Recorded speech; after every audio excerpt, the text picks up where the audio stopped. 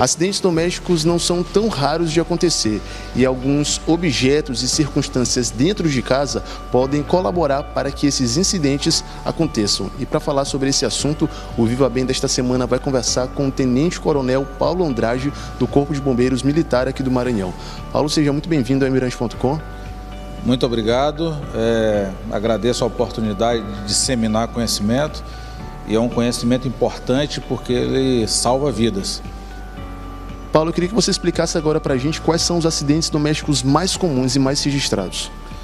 Bem, se a gente for falar de acidentes domésticos, nós vamos olhar principalmente os extremos de idade, idosos e crianças.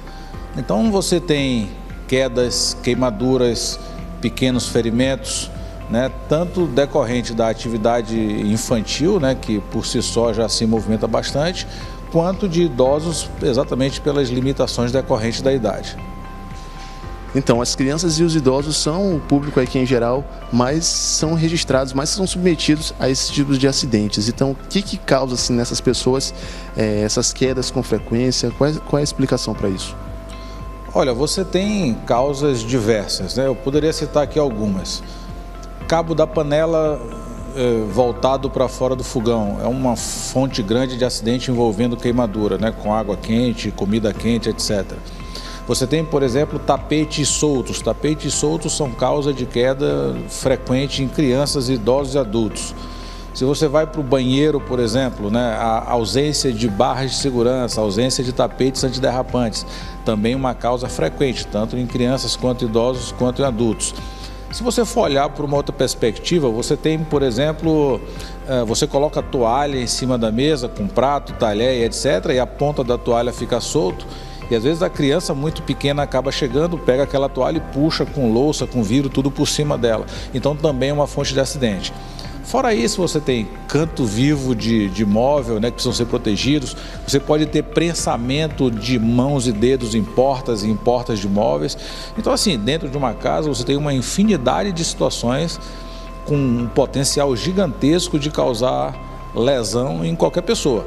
A gente trata muito crianças e idosos, né, porque os dois extremos realmente eles requerem um pouco mais de atenção. E que cuidados as pessoas devem ter para evitar esse tipo de acidentes em casa? Bem, os cuidados frequentes. É importante entender se você tem muita criança em casa ou se você tem muito idoso, se a gente for falar pela perspectiva de extremo de idade. Então vamos lá, eu tenho muitos idosos em casa. Então eu preciso ter atenção com tapetes, eu preciso ter atenção com banheiro, né? O banheiro em si ele é uma fonte grande de problema, né? de muita geração de acidentes com idosos principalmente. Então a importância de colocar as barras de segurança, tapetes antiderrapantes, criar medidas que facilitem o deslocamento desse idoso. Então o banheiro é um ponto importante se falando de idosos. Quando a gente vira para criança, a gente tem desde redes de proteção nas janelas, né? Cortinas soltas sobre móveis, a criança pega a cortina, escala cômoda, vai para a janela. Você tem lá na cozinha utensílios como faca, vidro facilmente alcançáveis por criança.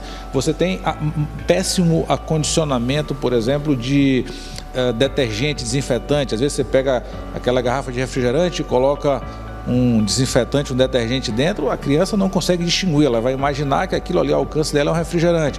Então ela pode ter uma ingestão, pode ter uma intoxicação e envenenamento. Então assim, o desafio é entender, a minha casa predomina mais crianças ou mais idosos, né? Não excluindo as outras diversas situações que um adulto pode se deparar aí no dia a dia.